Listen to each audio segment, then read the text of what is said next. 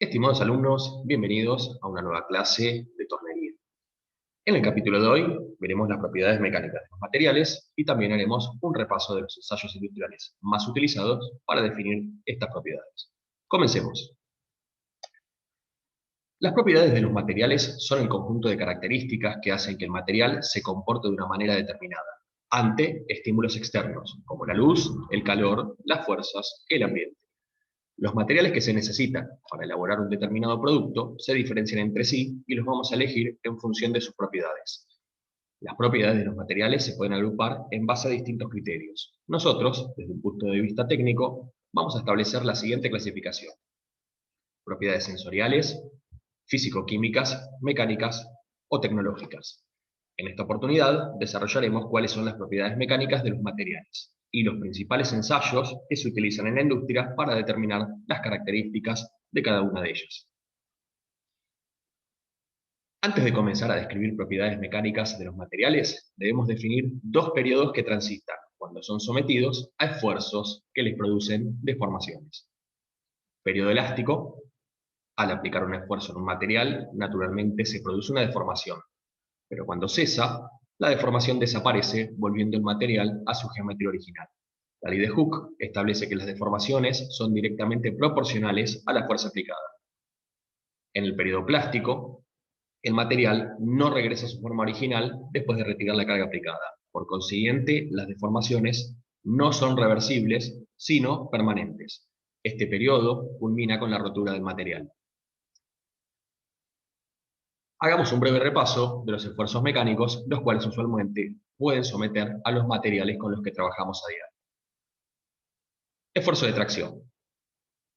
Tenemos este tipo de esfuerzo cuando un material está sometido a fuerzas con la misma dirección y de sentidos contrarios. En este caso, el material tiende a estirarse. Compresión. Se produce este esfuerzo cuando sobre el material actúan fuerzas en la misma dirección y sentido contrario que intentan contraerlo o comprimirlo. Flexión. Es el esfuerzo resultante de aplicar fuerzas perpendiculares al eje principal del elemento que tienden a doblar.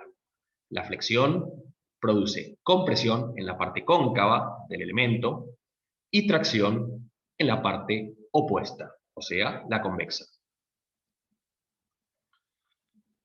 Torsión. Es el esfuerzo en el cual actúan dos fuerzas de rotación paralelas, pero de sentido opuesto. Los materiales tienden a retorcerse. Corte. Es un esfuerzo que provocan fuerzas perpendiculares al eje longitudinal del elemento, aplicadas en sentidos contrarios, casi en la misma vertical, que tienden a cortarlo. Combinación de esfuerzos. En algunos casos pueden presentarse los esfuerzos básicos que vimos anteriormente combinados. Por ejemplo, en la imagen que se describe a continuación, el extremo voladizo del eje del motor se encuentra sometido a la combinación de flexión por la tensión de la correa y torsión por la cúpula resistiva que ofrece el sistema en oposición al giro. Este esfuerzo se llama flexotorsión. Veamos ahora las propiedades mecánicas de los materiales. Tenacidad. Es la propiedad que tienen los materiales de soportar cargas o esfuerzos mecánicos sin sufrir deformaciones o roturas. Dureza es la capacidad que tiene un material de no dejarse penetrar o rayar por otro. Maleabilidad es la propiedad que tienen los materiales de ser afinados en delgadas láminas sin romperse por esfuerzo de compresión. Ductilidad es la característica que poseen los materiales que pueden ser deformados y estirados sin romperse, formando delgados hilos o hebras. Resiliencia es la capacidad de absorber la energía elástica cuando es deformado mediante un esfuerzo, y al ceder este último, recuperar su geometría original, devolviendo dicha energía. Fragilidad. Los materiales frágiles son los que no toleran esfuerzos de choques o cargas dinámicas, presentando rotura. Elasticidad es la capacidad de un material de retomar su forma original luego de haber sido deformado por un esfuerzo.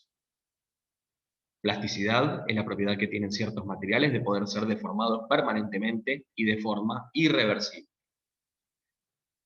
Maquinabilidad hace referencia a los materiales que pueden ser mecanizados fácilmente por procedimientos con desprendimiento de viruta.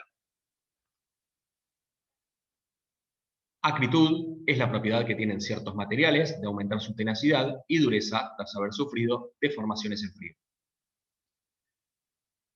Expliquemos el fenómeno de rotura por fatiga.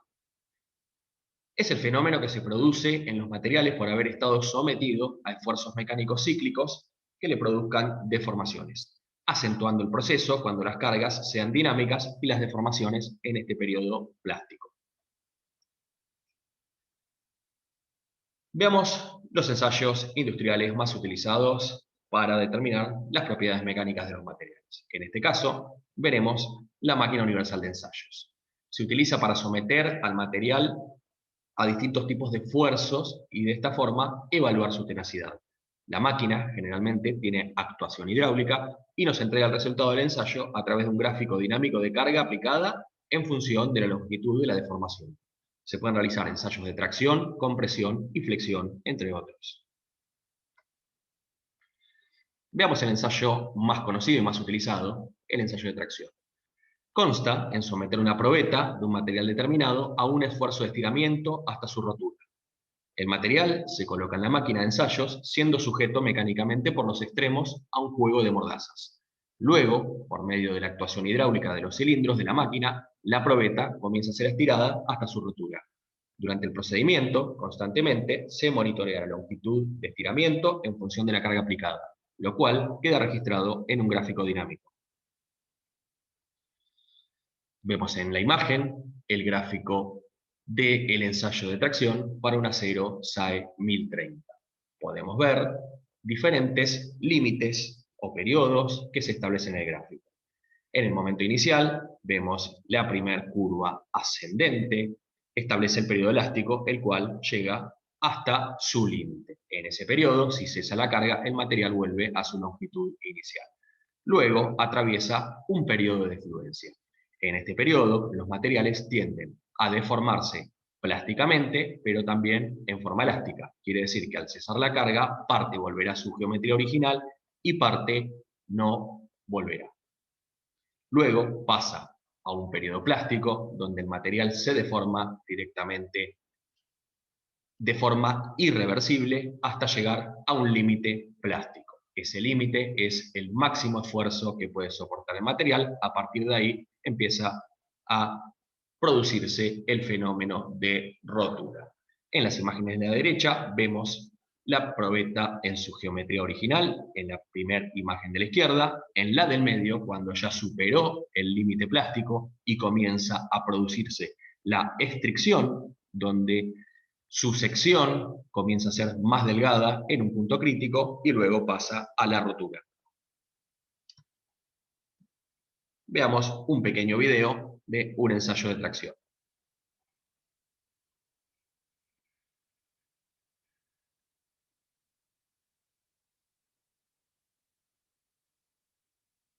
Vemos la zona elástica, el periodo de fluencia,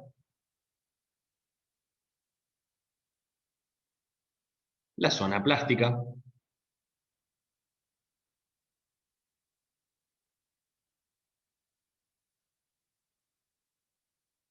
empieza a alcanzar el límite plástico, empieza a aparecer la estricción de la barra,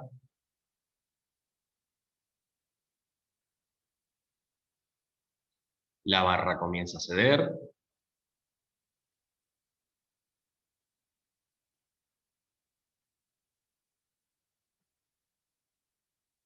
hasta que finalmente comienza a aparecer la estricción en el punto señalado,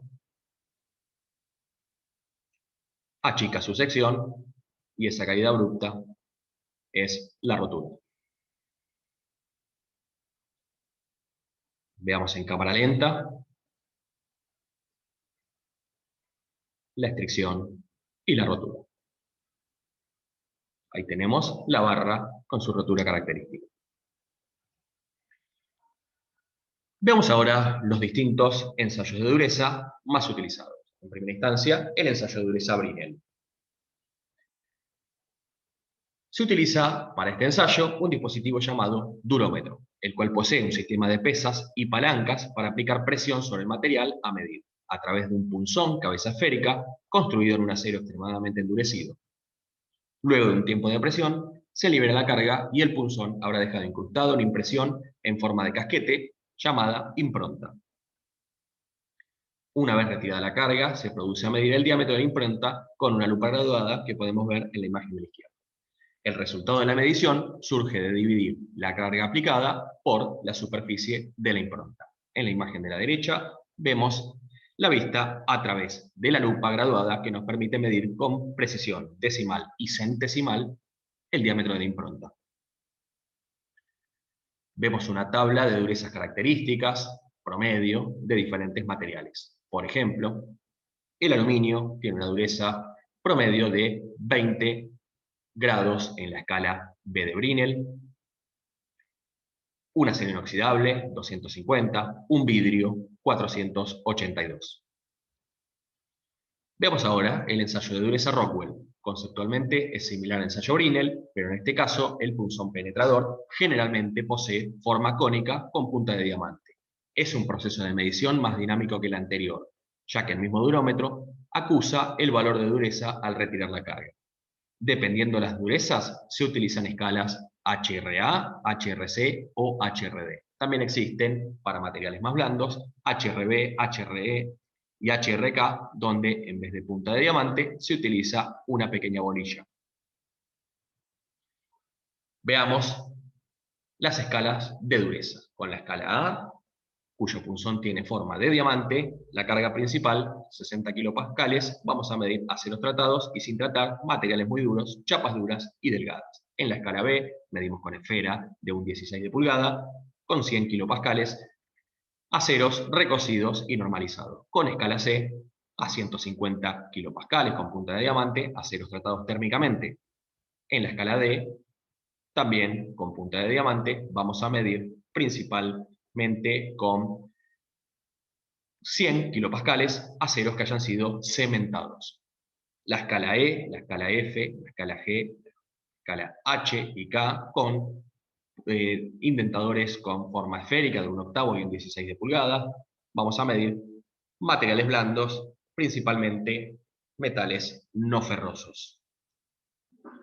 Veamos el ensayo de dureza Vickers. Es similar al método Rockwell, solo que el penetrador posee forma piramidal de 136 grados.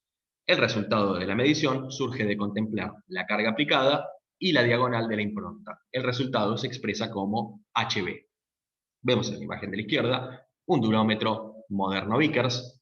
En la imagen del medio, conceptualmente un gráfico donde se muestra cómo penetra el penetrador en forma piramidal de la escala Vickers y los diámetros que se consideran el diámetro medio tomado entre ambas diagonales, y a la derecha, con una vista en un microscopio de taller, la geometría de la impronta. Veamos el ensayo de dureza Mohs. Es uno de los ensayos de dureza más antiguos. Consiste en rayar el material a medir con diferentes elementos naturales y comparar su dureza. El resultado se expresa en una tabla comparativa de materiales. Se pueden medir materiales de dureza extrema, que en el caso de intentar presionarlos con un punzón, como en los ensayos anteriores, podrían estallar. El resultado de esta medición se expresa mediante la siguiente tabla comparativa. Si el material se puede rayar fácilmente con la uña, vamos a decir que es dureza 1 y que es comparable con el talco. Si se puede rayar con la uña, pero con más dificultad, es dureza 2 y es comparable con el yeso. La dureza 3 se puede rayar con una moneda de cobre y es comparable con calcita. En la dureza 4, comparada con fluorita, se puede rayar con un cuchillo de acero. Con dureza 5, el apatito, por ejemplo, se puede rayar difícilmente, con un cuchillo. En la escala 6, el mineral ortosa se puede rayar con una lija para acero. En la escala 7, el mineral, comparable con el cuarzo, se raya con el vidrio. En la escala número 8, el topacio puede ser rayado por herramientas de carburo de wolframio o tungsteno. En la escala 9, el corindón puede ser rayado por herramientas de carburo de silicio. Y en el último posición de la escala, el número 10, el mineral es el diamante, es el más duro, solo puede ser rayado con otro diamante. El ensayo de dureza Short. A diferencia de los anteriores ensayos, el Short es no destructivo, ya que no altera la superficie del material en el cual se efectúa la medición. Consiste en dejar caer un cuerpo desde una altura determinada, generalmente 300 milímetros, y medir su altura de rebote. El instrumento utilizado se llama escleroscopio.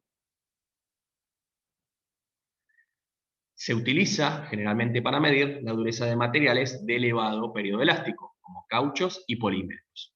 Puede utilizarse diferentes escalas en función de la dureza del material a medir. Por ejemplo, vemos en la imagen la escala Short A y Short D con ejemplos de materiales. Por ejemplo, la goma de borrar en la escala Short A posee un número de 40 grados, pero un casco de seguridad de la construcción se mide en la escala Short-D por su dureza y llega a un valor de 80 grados. Veamos las posibilidades que conocemos hoy en día a través de instrumentos electrónicos. Existen diversos dispositivos portátiles que permiten realizar diversos tipos de medición y escala. Por ejemplo, el durómetro que observamos en la imagen posee posibilidad de medición por ultrasonido y además se puede usar un percutor. Permite medir dureza Rockwell, Brinell, Vickers y además resistencia a la tracción. Veamos el ensayo de Charpy. Se utiliza para este ensayo un dispositivo llamado máquina de Charpy. Es un ensayo dinámico de cargas. Consiste en someter a un material a un golpe mediante un péndulo. Lo que ocurra con el material determinará sus características. Por ejemplo, si se produce la rotura, es un material frágil. Si devuelve el impacto, es un material resiliente. Pueden realizarse en tallas a los materiales para ver cómo participan en la rotura. Otros ensayos no destructivos. Existen diferentes ensayos que no producen alteración de la estructura o geometría original del material. Rayos X. La radiografía industrial se utiliza para identificar si existen discontinuidades internas o externas en componentes industriales, fisuras o fracturas. De esta forma, se pueden analizar en profundidad si una pieza se encuentra en condiciones ideales para su uso y su funcionamiento. Consiste en atravesar el componente con haces de radiación electromagnética ionizante emitidos por equipos de rayos X. Aceleradores lineales, por isótopos radioactivos artificiales, la clave se basa en los haces que emergen del objeto una vez que ha sido atravesado. La radiación que entra en el objeto no es la misma que sale. Se produce una variación en función de la consistencia interna del objeto y de las discontinuidades internas que pueden presentarse. Vemos en la imagen, señalado en rojo, una fisura interna en el material.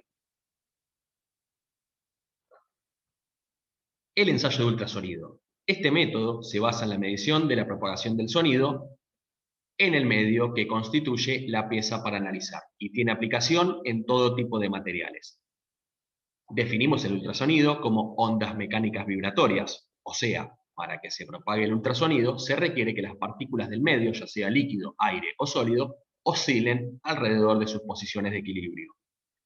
Con este procedimiento se pueden detectar fallas o discontinuidades internas de distintos materiales y también el espesor.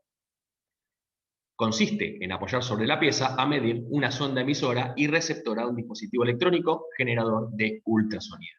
Vemos en la imagen de izquierda la medición de espesor de un tubo, en la imagen de la derecha la medición de continuidad, del ensayo de continuidad de dos grandes engranajes de grandes dimensiones. El beneficio de este procedimiento es que el instrumento a utilizar es portátil y pueden realizarse las mediciones in situ. Las ventajas de este sistema es que alcanza una buena penetración en la medición y no representa peligro para el operario, y siendo portátil, pudiendo medir piezas de gran tamaño in situ. Como contra, pueden presentarse complicaciones en piezas con geometría complicada. Vemos en la imagen inferior cómo se altera la medición respecto a una fisura o discontinuidad. Vemos en la imagen de la izquierda, la pieza presenta espesor constante y no interrumpido, por lo tanto, la longitud de onda es simétrica. En el caso de la derecha, vemos que cuando el resonador y captor atraviesa la discontinuidad en la pieza, su onda rebota en forma más corta, por lo tanto, se ve representado en el gráfico con una onda de menor longitud. Ensayo de partículas magnéticas. Consiste en apoyar un yugo magnético en la pieza que se debe comprobar. Luego se esparcirán partículas magnéticas sobre la superficie.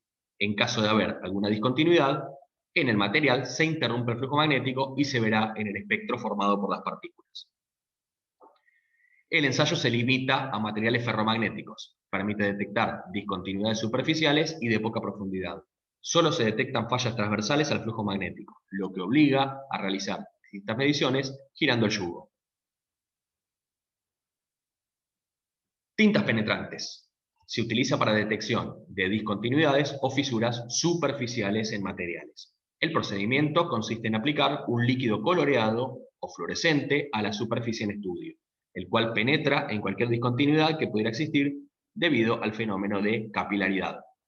Después de un determinado tiempo, se remueve el exceso de líquido y se aplica un revelador, el cual absorbe el líquido que ha penetrado en las discontinuidades. Y sobre la capa del revelador se delinea el contorno de estas. Vemos en las imágenes una valija con el kit para poder realizar ensayos de tintas penetrantes.